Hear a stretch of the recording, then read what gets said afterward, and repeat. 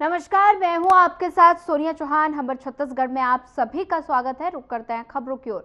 जांजगीर लोकसभा प्रत्याशी कमलेश जोगड़े के पक्ष में प्रचार करने सीएम विष्णुदेव साय माल खरोदा पहुंचे और इस दौरान माल खरोदा में सभा को संबोधित करते हुए सीएम ने प्रत्याशी कमलेश जांगड़े के पक्ष में वोट करने की अपील की और साथ ही एक बार फिर पूर्ण बहुमत से मोदी सरकार बनाने की लोगों से अपील की। और साथ ही सीएम ने मीडिया से चर्चा में बताया कि कांग्रेस संविधान को लेकर गलतफहमी पैदा कर रही है कि मोदी जी अगर पीएम बनेंगे तो संविधान को खत्म हो जाएगा। और साथ ही जबकि कांग्रेस ने 55 सालों में देश के संविधान को 80 बार बदला और इसी के साथ खड़गे के शिव से मुलाकात राम वाले बयान पर सीएम ने कांग्रेस पर जमकर निशाना साधा।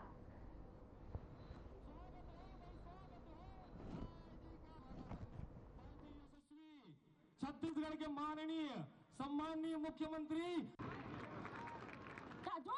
भारी गर्मी के बाद भी हजारों की संख्या में मतदाता भाई बहन यहाँ पर आए, कार्यकर्ता आए और सब में भारी उत्साह है। और निश्चित रूप से इस समय चांपा जांजगीर लोकसभा भी जीत रहे हैं और छत्तीसगढ़ की सभी सीट 11 की 11 सीट भारतीय जनता पार्टी अवश्य जीतेगी। इस बार संविधान को लेकर कांग्रेस ने बड़ा मुद्दा बना दिया है, क्या लगता है कितना इसका फर्क पड़ने वाला है? देखिए, कांग्रेस मुद्दा विहीन हो गई है, उनको अपनी हार स्पष्ट दिख रही है, इसलिए जनता को भरमाने का ये लोग प्रयास कर रहे हैं और ये गलतफहमी पैदा कर रहे हैं कि मोदी जी इस बार प्रधानमंत्री बनेंगे तो संविधान खत्म हो जाएगा, आरक्षण खत्म हो जाएगा, जबकि ऐसा कुछ भी नहीं है। हमारे प्रधानमंत्री जी बोल चुके हैं कि न आरक्षण खत्म होगा न संविधान को कोई खतरा है, बल्कि आज़ादी के 75 साल में जो लोग 55-60 साल राज किए, इसमें 80 बार इस देश के संविधान में संशोधन कर चुके हैं। तो संविधान के साथ तो खिलवाड़ वो लोग कर रहे हैं। 1975 में इमरजेंसी कौन लगाया था? उस समय जितने जो गैर कांग्रेसी थे सबको जेल में डाल दिए थे। तो संविधान के साथ खिलवाड़ तो लोग करते हैं और ब्लेम लगाते हैं भारतीय जनता पार्टी पर। खड़गे साहब अभी आए थे छत्तीसगढ़ में, बयान दिया कि सीयू का मुकाबला ब्राह्मण करेंगे पूरा। अब वही है, यही सब बोलेंगे। इनके पास कोई मुद्दा है नहीं, कोई विकास किए नहीं है। 5 साल छत्तीसगढ़ को लूटने का काम किए हैं और 55-60 साल में देश को लूटे हैं। आज उनका कोई अधिकांश प्रधानमंत्री के ऊपर में करप्शन का आरोप है, चाहे पंडित नेहरू हो, चाहे स्वर्गीय श्रीमती इंदिरा गांधी हो, चाहे राजीव गांधी हो, मनमोहन सिंह के समय में तो रोज घोटाले होते थे। छत्तीसगढ़ कहीं हो रहा है तो बताइए, ये सब बिल्कुल उस पर कार्रवाई होगी। लगातार फेसबुक और सोशल मीडिया में उभार कर रही है। आज छोटी चोर भगोड़े नाम से भी जो है प्रत्याशी को यहाँ किया गया है। यहाँ के जो प्रत्याशी हैं श्री शिव डहरिया, वो पहले भी यहाँ से सांसद का चुनाव लड़ चुके हैं, हारे हैं और फिर कभी इधर झांक के भी नहीं देखे हैं। और जब वो मंत्री थे तो कैसा उनका कुछ सामान अपना शासकीय भवन से ले गए, कैसे उनकी पत्नी शासकीय भवन को अपना दफ्तर बना के रखी थी, सब आज छत्तीसगढ़ के सब जानते हैं। कांग्रेस की राष्ट्रीय प्रवक्ता राधिका खेड़ा ने कांग्रेस के दिग्गज नेताओं पर गाली देने और अनगढ़ बातें करने का आरोप लगाया। और बता दें कि राधिका खेड़ा का रोते हुए एक वीडियो भी लगातार वायरल हो रहा है और इस वीडियो में राधिका खेड़ा कह रही हैं कि कांग्रेस के नेता हमेशा उनका अपमान करते हैं। और सोशल मीडिया में वीडियो वायरल होने के बाद बता दें कि कांग्रेस के महिला विरोधी चरित्र पर लोग सवाल उठा रहे हैं और हमेशा इसी तरह के कांग्रेस के राष्ट्रीय महासचिव प्रियंका गांधी ने चुप्पी साध रखी है। और इस पर बीजेपी नितिन नवीन ने सवाल करते हुए कहा कि प्रियंका गांधी महिला उत्पीड़न के मामले में क्यों मौन रहती हैं जब उनके पार्टी के भीतर ही इस तरह की घटनाएं लगातार बढ़ रही हैं। कहूँगा इसके पहले भी जब यहाँ कांग्रेस के राष्ट्रीय अधिवेशन हुए थे और प्रियंका आई थी, उस समय भी महिलाओं के उत्पीड़न का मामला आया, उन्हीं के अंगरक्षक के द्वारा आया और काफ़ी चीज़ें आप लोग के ध्यान, जब उनके यहाँ रेड कारपेट स्वागत किया जा रहा था उस समय भी उन्होंने महिलाओं का अपमान किया। और आज उनके पार्टी में फिर से एक मामला आया है और उनके राष्ट्रीय प्रवक्ता के साथ महिला उत्पीड़न का विषय और महिलाओं का अपमानित करने का विषय आ रहा है।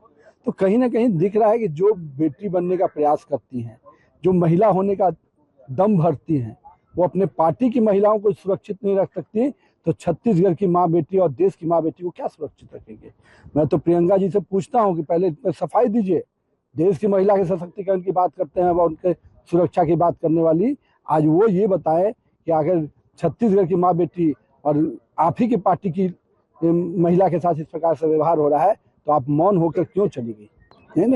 जिन्होंने संविधान को नेशनल हेराल्ड के हवाले कर दिया, जिन्होंने संविधान को चीन के हिसाब से चलाने का प्रयास किया, वो बोलेंगे। हम लोगों ने देश के संविधान को देश की जनता के अनुकूल चलाया है और हम स्पष्ट हैं कि हम तो सनातन परंपराओं को जीवित रखने वाले लोग हैं। इनके राष्ट्रीय अध्यक्ष जी आज माला फेरने की बात कर रहे हैं, शिव बनने की, अवतार बनने की बात कर रहे हैं। उस दिन कहा थे जिस दिन उनके बेटे ने सनातन परंपराओं को चोट किया, भारतीय संस्कृति के देवी देवताओं का अपमान किया, उस दिन क्यों चुप थे ये। और हमको भारत की संस्कृति के लिए आवाज उठाने के लिए हमेशा हम तत्पर रहेंगे और जब भी मौका मिलेगा, जब भी इसकी अपमानित करने का काम करेंगे, हम निश्चित रूप से सुरक्षा कवच के रूप में खड़े रहेंगे। आज राम को हराने की बात करते हैं, यही भूपेश सरकार यहाँ पर जो थी, उनके पिताजी रावण के गुणगान करते थे, तो ये तो खुद अपने आप को रावण वाले मानते हैं। तो धर्म युद्ध में राम हमेशा जीतेगा, रावण हमेशा हारेगा। तो आपको ध्यान में आ ही रहा होगा ना, तेलंगाना में क्या खेल खेला। मुस्लिम आरक्षण को आगे बढ़ाने का काम कर रही है, SC OBC ST के आरक्षण को खत्म करने का काम कर रही है कांग्रेस। मतलब जो खुद गलत कर रहा है वो दूसरे को पर आरोप लगा रहा है। माननीय गृह मंत्री जी के वीडियो को ट्विस्ट करके, कट एंड पेस्ट करके खेल खेलने का काम कोई कर रहा है, तो कांग्रेस अभी झारखंड के प्रदेश अध्यक्ष का देखिए हैंडलर से, उन पर आरोप है। पूरी तरह से जब जांच हुआ है तो दिल्ली पुलिस ने तलब किया है। तो खेल कौन खेल रहा है? संविधान को खत्म करने की, आरक्षण को खत्म करने की खेल कौन खेल रहा है?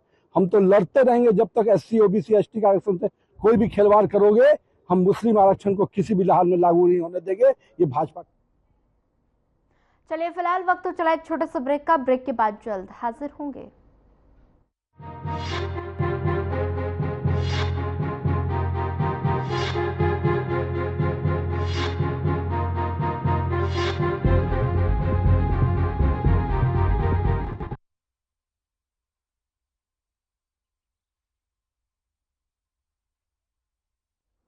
और टाइम मिले तभी तो।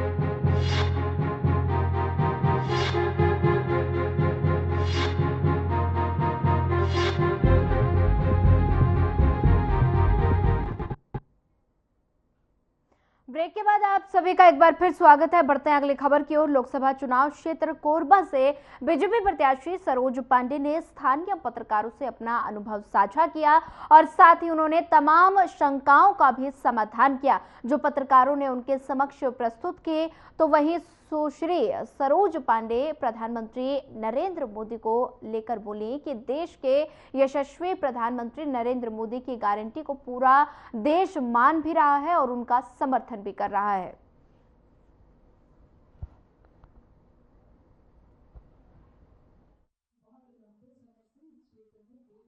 जब हम परिवारवाद की बात करें कि बहुत लंबे समय से इस क्षेत्र में एक ही परिवार राज करता है। ऊपर में गांधी परिवार और नीचे में महंत परिवार। गांधी परिवार का पूरा इतिहास है, महंत परिवार का भी उनके पिताजी बेटा बहू। कांग्रेस में और कोई नेता ही नहीं। बाकी जो लोग हैं वो के पीछे चलने के लिए अंदर दिखाने के लिए। मैडम आप पास लेते तो लगता हो गया पास।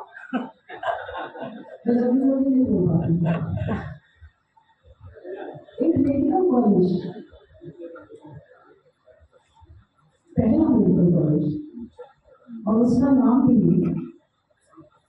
विश्रामदास महंत के नाम पर रख दिया। मैं कांग्रेस से पूछना चाहती हूँ, विश्रामदास महंत के भी नाम पर क्यों? प्यारे लाल शरद जी जो हमारे पूर्व मुख्यमंत्री थे, जिन्होंने मेडिकल कॉलेज का सपना देखा, उनका नाम क्यों नहीं लगा?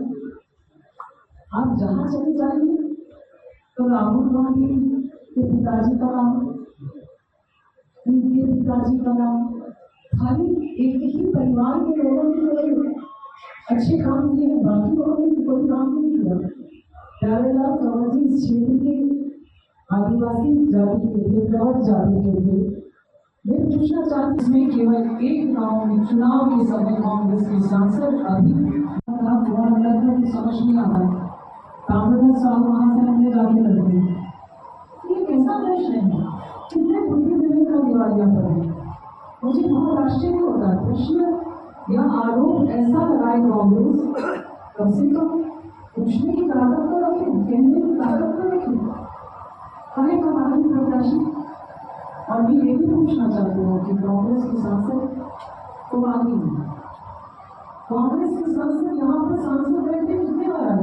कांग्रेस की सांसद से ज्यादा दौरा किया आपने, कोटा रोड से लेकर पालक सांसद रहते कहीं सब जगह दौरा किया। आपके क्षेत्र में जो आवश्यकताएं थी उन आवश्यकताओं को पूरा भी किया। पालक सांसद का मतलब क्या होता है, ये सांसद को एक बार पहले समझना चाहिए। जब यही नहीं समझ में आता कि कौन भीतरी कौन बाहर, तो बाकी को क्या करें? कांग्रेस का आरोप है, कांग्रेस का एक विषय जिसको जवाब देने की बहन जरूर देती है। कांग्रेस की सांसद खड़गवा को वोट देती, पालक सांसद और सांसद में अंतर होता है, ये बेसिक डिफरेंस है, आप समझते नहीं। और जब पालक सांसद और सांसद, पालक सांसद का मतलब है पार्टी का मुझे इस जगह पर पार्टी की ओर के दायित्व के कारण भेजा, ये पार्टी के लिए जिम्मेदार थी। पालक सांसद का मतलब जनता के लिए इस समय तात्कालिक तौर पर मीठी मीठी गोली देने से हर बार बात नहीं बनती। मीठी गोली बहुत हो जाए तो नुकसान कर देती है, इस बार गोली मीठी ज़्यादा हो गई। मैं ये बात कहना चाहती हूँ और कांग्रेस से भी पूछना चाहती हूँ, देखो गांधी कहने वाले ये चुनाव राष्ट्रीय चुनाव है। आपके वोट से देश के प्रधानमंत्री का चुनाव होता है और देश के प्रधानमंत्री का जब चुनाव होता है तो राहुल गांधी कहाँ चुनाव लड़ने जाते हैं?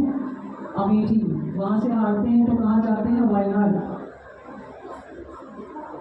सोनिया गांधी कहाँ लड़ती है? रायबरेली।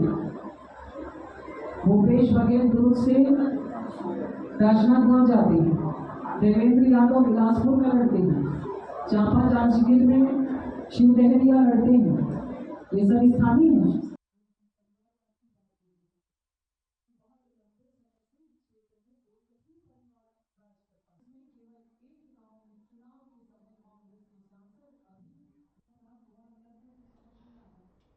कांग्रेस के पूर्व प्रदेश अध्यक्ष मोहन मरकाम अकलतरा पहुंचे जहां उन्होंने जांजगीर लोकसभा क्षेत्र से कांग्रेस प्रत्याशी शिव डहरिया के लिए प्रचार किया और इस दौरान मोहन मरकाम ने मोदी सरकार पर जुबानी हमला किया और बता दें कि लोकसभा चुनाव के तीसरे चरण के मतदान में महज कुछ ही दिन बचे हैं और ऐसे में सभी राजनीतिक दल चुनाव प्रचार करने में कोई कसर बाकी नहीं छोड़ना चाहते और प्रदेश कांग्रेस कमेटी के पूर्व अध्यक्ष मोहन मरकाम भी इसी कड़ी में दौरे पर पहुंचे और शिव डहरिया के लिए जनता से वोटों की अपील भी की।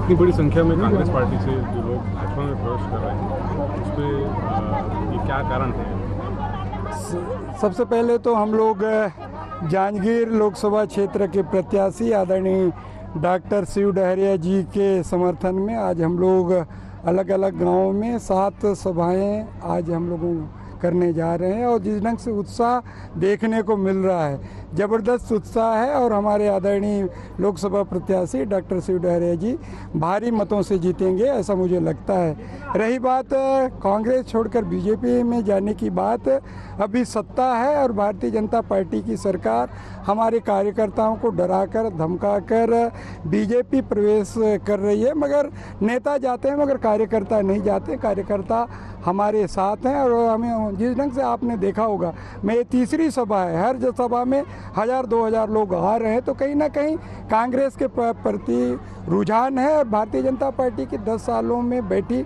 मोदी जी की सरकार जो गारंटी की बात कहते हैं, 10 सालों में जो बड़े बड़े वादे किए थे, महंगाई कम करने की, 2 करोड़ युवाओं को हर साल नौकरी देने की, 10 साल में 20 करोड़ युवाओं को देने की बात थी, जनधन खाते में 15-15 लाख देने की बात थी, किसानों की आय 2022 तक दुगुनी करने की बात थी, महंगाई कम करने की बात थी, अनगिनत कई वादे थे मगर उन वादाओं को पूरा नहीं कर पाई है। इसीलिए फिर से देश की जनता कांग्रेस की ओर नज़र से देख रही है। मुझे लगता है पूरे देश में कांग्रेस के पार्टी इंडिया गठबंधन की सरकार बनेगी, ऐसा मुझे लगता है। भाजपा का कहना है कि कांग्रेस इतनी सीटों पे चुनाव नहीं लड़ रही है कि सरकार बना पाए। नहीं, देखिए इंडिया गठबंधन के हमारे साथी हैं, चाहे यूपी में है, बिहार में है, तमिलनाडु में है, महाराष्ट्र में है, अलग अलग राज्यों में हम लोग बना रहे हमारे साथी, और हम लोगों का लगभग 300 से ज़्यादा सीटें डिक्लेयर हो चुकी है, तो कहीं ना कहीं और हमारे अधिकतर सीटें जीत रहे हैं। भारतीय जनता पार्टी इस मुगालते में ना रहे, क्योंकि देश की जनता समझ चुकी है सरकार बनाने के लिए 272 सीटें चाहिए, मगर 400 सीटें क्यों मांग रहे हैं? क्योंकि देश का संविधान बदलना चाहते हैं। देश के 140 करोड़ जनता की मौलिक अधिकारों के, उनकी स्वतंत्रता की, समानता की रक्षा हमारा देश का संविधान करता है। उस संविधान को बदल के तानाशाह बनना चाहते हैं, 2047 तक क्यों मांगना चाहते हैं? सरकार 5 साल के लिए होता है, 5 साल ना मांग के 2047 तक मांग रहे हैं। इसका मतलब संविधान बदल के सिर्फ राजा रहेंगे, बाकी हम सब लोग प्रजा रहेंगे। भारतीय जनता पार्टी का चाल देश की जनता समझ चुकी है, उसके बहकावे में आज देश की जनता नहीं आने वाली। सर, खड़गे जी कल जो बयान दिए थे राम वर्सेस शिव, उसको लेकर भारतीय जनता पार्टी के नेताओं के द्वारा जो विषय बना के जो है प्रचारित किया जा रहा है। देखिए, भारतीय जनता पार्टी के पास कोई मुद्दा है नहीं। भगवान राम भी हमारे पूज्य हैं, भगवान शिव भी हमारे पूज्य हैं, दोनों हमारे आद्य हैं। इन लोग सिर्फ राम के नाम से, भगवान के नाम से राजनीति करते हैं। आपको 10 साल का रिपोर्ट कार्ड जनता के सामने पेश करना चाहिए कि आपने क्या किया। इसको देखिए, चाय बेचते बेचते देश को बेच रहा है, एयरपोर्ट बेच दिए, रेलवे स्टेशन बेच दिए, पूरे संपत्तियां चंद उद्योगपतियों को आप दे रहे हो। आज देखिए ट्रेन में सफ़र करना कितना मुश्किल हो गया है। जो गरीब तबका है ट्रेन में सफ़र नहीं कर पा रहा है, महंगाई आसमान छू रही है। तो कहीं ना कहीं भारतीय जनता पार्टी का जो सोच है, राम नाम जपना, पराया माल अपना।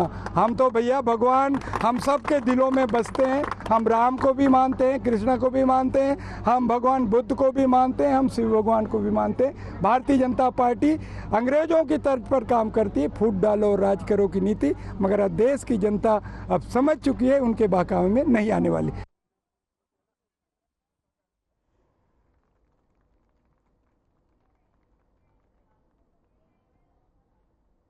बिलासपुर में राहुल गांधी ने आम सभा को संबोधित किया, जहां कांग्रेस के नेताओं में भरपूर उत्साह देखा गया।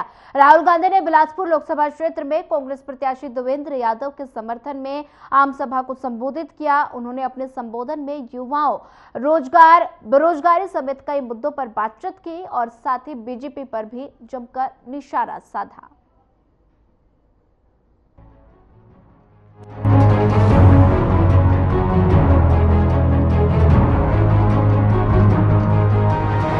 बिलासपुर लोकसभा क्षेत्र में कांग्रेस प्रत्याशी देवेंद्र यादव के समर्थन में राहुल गांधी ने आम सभा को संबोधित किया। संबोधन के दौरान उन्होंने युवा, रोजगार, बेरोजगारी की वजह से महिला सशक्तिकरण और पहली नौकरी, पक्की नौकरी के मुद्दों पर बातचीत की।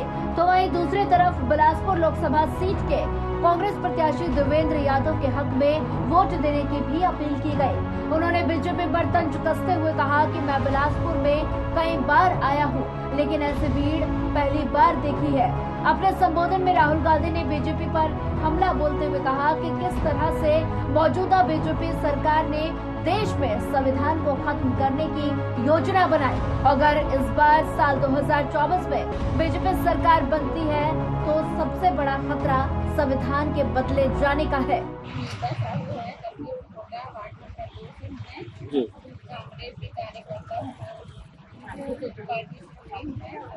राहुल गांधी जी आए हैं और हर सबकी बात बताए हैं कि हर योजना के बारे से महिलाओं के लिए क्या है, लड़कों के लिए क्या है, उनके लिए पढ़ाई में क्या करना है और लेडीज को सराहना करना है, और सब बात बताए हैं। इस बार राहुल गांधी सरकार किसके बनेगी? 3 चेहरे हैं, मल्लिका सिंह खड़गे है, प्रियंका गांधी, राहुल गांधी। किसको बनाएंगे आप? राहुल गांधी को बनाएंगे, क्योंकि महिला का ध्यान रखते हैं। क्या क्या बोला गया है? जैसे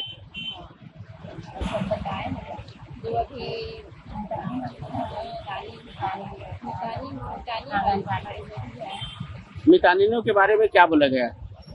मितानिनों के बारे में वेतन बढ़ाने का, क्या यह योजनाएं कारगर साबित होगी? साल का 1 लाख। जी, आज राहुल गांधी आए थे, आज समर्थन को क्या मिला और किसके तरफ वोट जाएगी?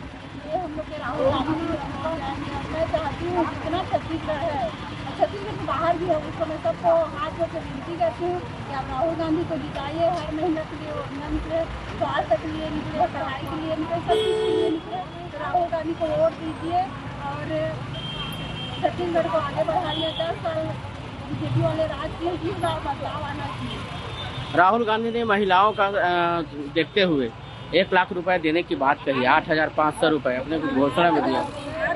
क्या ये योजना कारगर साबित होगी? हाँ, बिल्कुल होगी।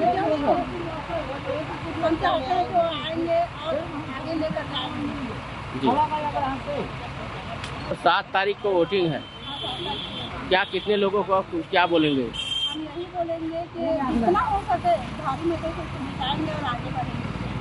बिलासपुर लोकसभा कांग्रेस बहुत प्रचंड बहुमत से जीत के आएगी। ये जो जोश युवाओं में, कांग्रेस पार्टी जिंदाबाद, हर वर्ग में दिख रहा है। आप कहीं नहीं पाएंगे जो बिलासपुर में है, हम जीत के आ गए। अब देखना होगा कि सभी राजनीतिक पार्टियों के चुनावी वादों के बावजूद आम जनता किसे चुनती है। कांग्रेस के घोषणा पत्र का आम जनता पर कितना असर होता है, ये तो मतगणना के बाद ही पता चलेगा। Bureau report.